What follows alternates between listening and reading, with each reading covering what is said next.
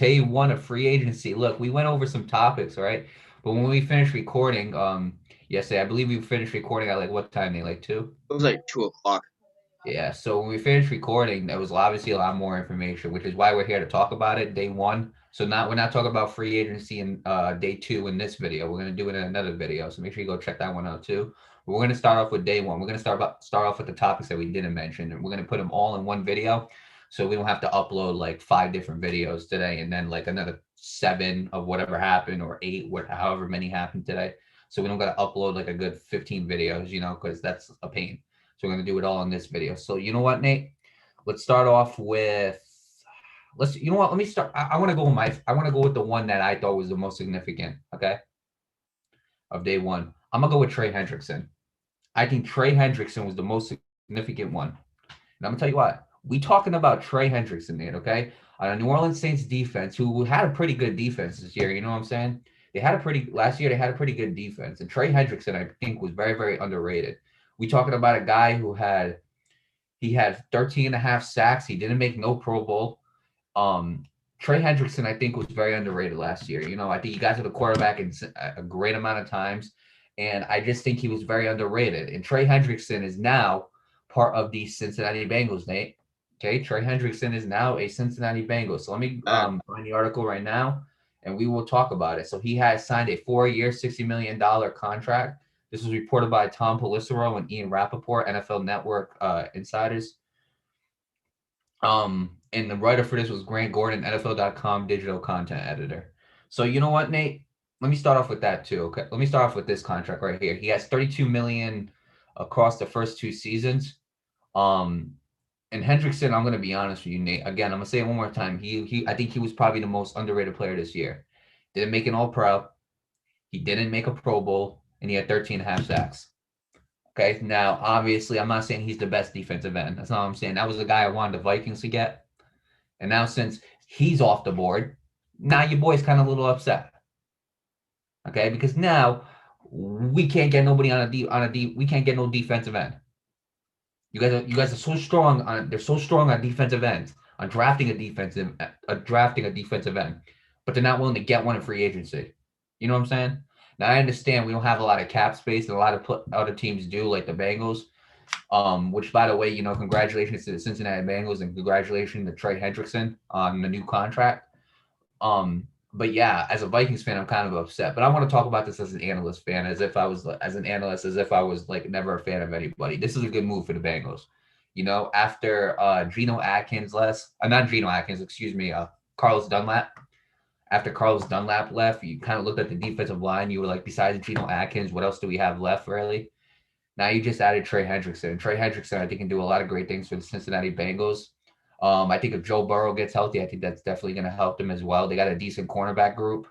Obviously, I know a little bit about that cornerback group and Trey Waynes and Mackenzie Alexander, former Vikings, but I just want to say I think this was a good signing by the Bengals. Does this make them a playoff contender? In my opinion, no. You know what I'm saying? I don't think this makes them a playoff contender. A lot to do before they do You that. might disagree. What? They have a lot to go before they can do that. All right, so you don't disagree. So yeah, but I think this definitely helps the defensive side of the ball. I really do. So with that being said, I wish Trey Hendrickson the best of luck. Now let me go to the next signing. All right, before I let you like review everything or go to, I'm gonna name two, Nate, or I'm gonna name like probably 2 or 3, and then you can name the rest. All right, sound good? Yeah, that's good. Okay, so next up, we're gonna go to a lot of people's favorite quarterback, or a lot of people who love this guy. Okay, we're gonna go to Fitzmagic. Okay. Ryan Fitzpatrick signed a 1-year, $10 million deal with the Washington football team. Obviously, we talked about the news about Alex Smith being released. And now they got Ryan Fitzpatrick. Now, this is tough, Nate. Okay, this is very tough for me to think about right here. Personally, I think he's in a similar situation that he was in Miami. Okay, except obviously without Tua being on his back. Obviously Tua is off his back, and now unless they draft like another rookie quarterback in this draft, then it looks like Fitzpatrick might be the starter of this team. But still, Nate, you got to really think about it too. He also got Taylor Heineke on his back. He's also got Kyle Allen, I believe, right? Kyle Allen, your Yeah, if former. he comes back from his injury. Right, and then they have another quarterback there too. So I think Taylor Heineke is going to bring him the most pressure. I think Taylor Heineke is going to put that most pressure on Fitzpatrick, but it's a very similar situation to what he had in Miami. You know, you have a very, very good defense on the other side, just like you had in Miami. You have an okay wide receiving core, not the greatest wide receiving core, right? But you still have like Terry McLaurin, who was a great player. You had Devontae Parker last year, who was a great wide receiver. Um, the running back game is all right. I think this is a very similar situation that they had in Miami, you know. And the good part about this is Fitzpatrick's in the NFC least, as we like to call it. Okay, now if the NFC least continues being the NFC least, then Fitzpatrick has a good shot of making the playoffs. Here's the problem, though. As much as we call him the NFC least, we never know what's going to happen. You know what I'm saying? We never know. Dak Prescott could come back and have an MVP season. Mm-hmm. Philadelphia Eagles can draft big. Mm-hmm. New York Giants, Giants can make some moves. So it doesn't. It all depends on what happens. So we can keep calling them the NFC least, but until the season begins, we can't really make any predictions because free agency is still going on. The draft hasn't even happened yet. So it all depends on what happens. But personally, if you're gonna ask me, do I think Fitzpatrick is an upgrade above Alex Smith? I don't think he is. I don't think he's worse than Alex Smith, but I don't think he's better than Alex Smith neither. You know, I think honestly, if I were to compare the two seasons that each of them had, okay, I can go to the stats just to check it right now, Nate, which I'm gonna do.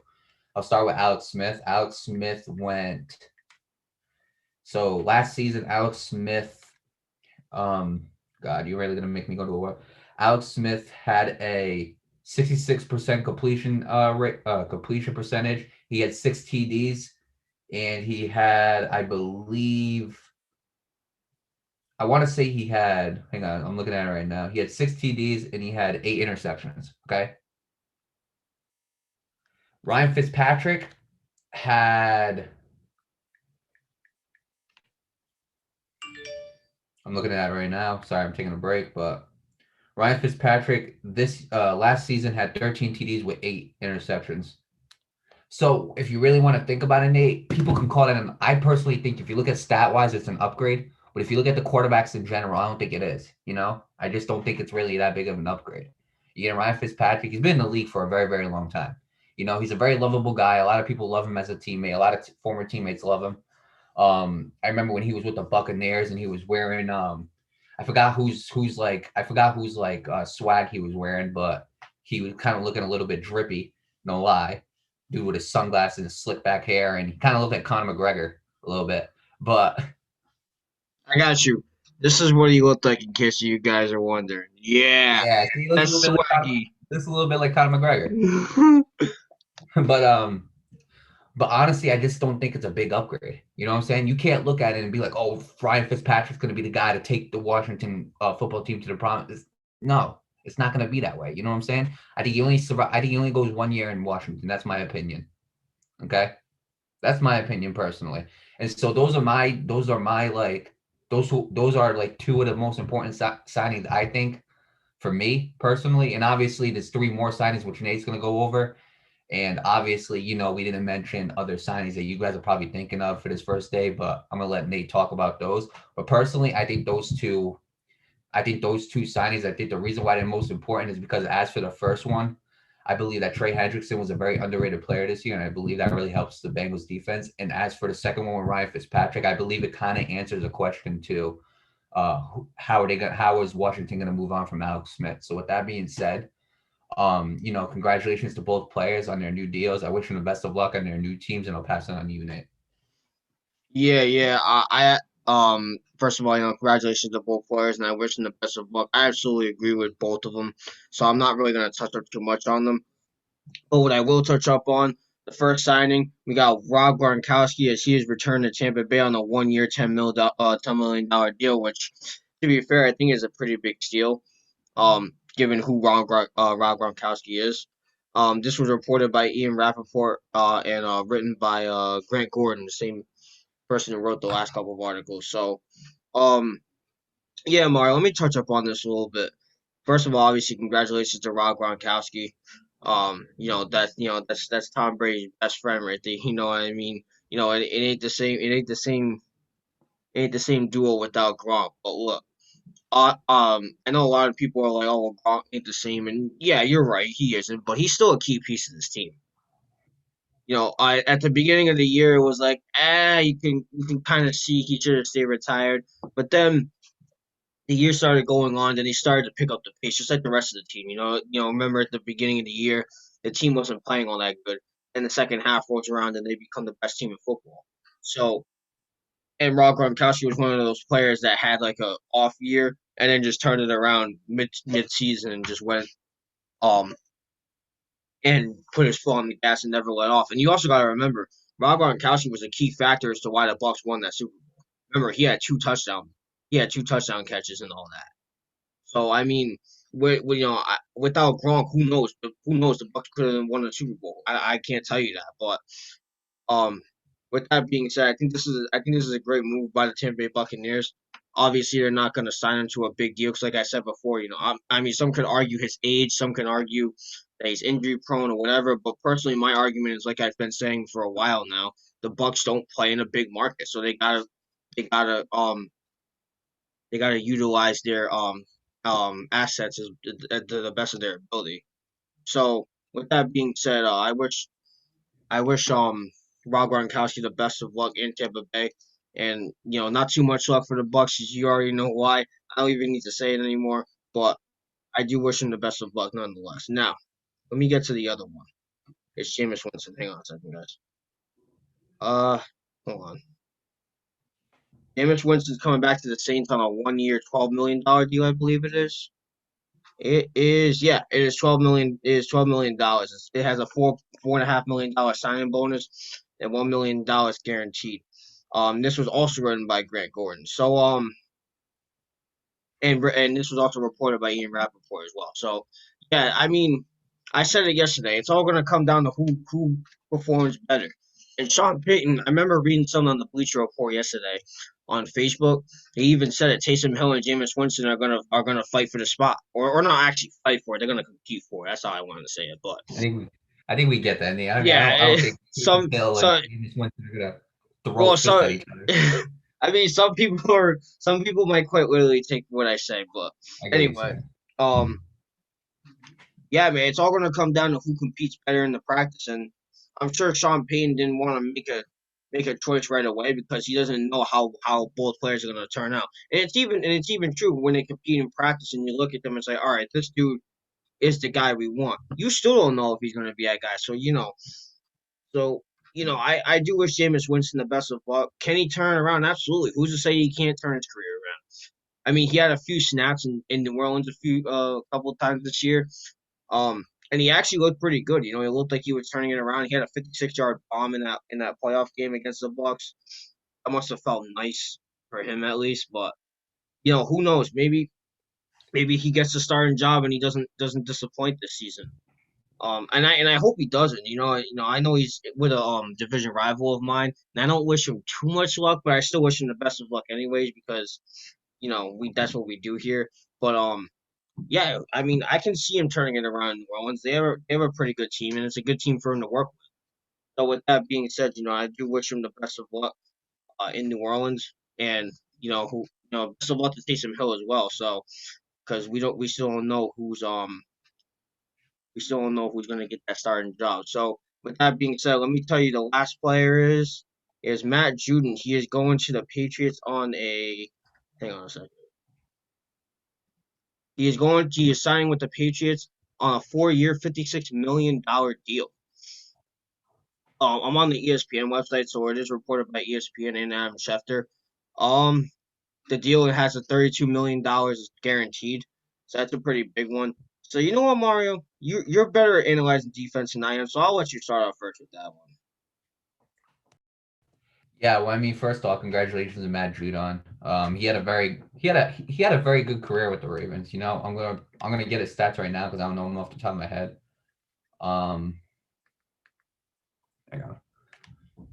Yeah, I mean, last year he kind of had maybe like a bit of an off year, but he had 51 combined tackles and he had 6 sacks. 2019 was probably his best year. People can argue that he had 54 tackles and he had 9.5 sacks. 2017, he had 61 tackles and 8 sacks. So, I mean, Matthew Judon has been pretty consistent throughout his entire career. Since 2017, he's been pretty consistent. And I think the Patriots are getting an absolute stud out of Matthew Judon. See, here's the thing. Matthew Judon, right, is that one defensive lineman that doesn't get talked about, but is absolutely a game changer. Like when we talk about the Baltimore Ravens defense, we were thinking of guys like who? Marcus Peters. We were thinking of Marlon Humphreys, um, Patrick Queen, the rookie. For a slight time, he was there. He wasn't there this year, but Earl Thomas, we were thinking about him. We were thinking about a lot of guys on that Baltimore Ravens defense, but one guy we really never really mentioned was Matthew Judon. And Matthew Judon is a very, very good defensive lineman. Very, very good defensive lineman. And I think this absolutely helps the New England Patriots. Now, you also got to remember that the New England Patriots are getting a lot of guys back this year that decided to opt out of the season due to COVID, respectfully. So when they come back, I think you're going to start seeing a pretty good New England Patriots defense. And if Stephon Gilmore can have a bounce back year, because this year was not his best year, if he can have a bounce back year, you're going to be looking at a very, very dangerous Patriots team. And on top of that, the fact that they just keep on signing and signing people this offseason, they're making the moves that if they would have made it, they would have made those moves 2 years ago, they would have kept Brady.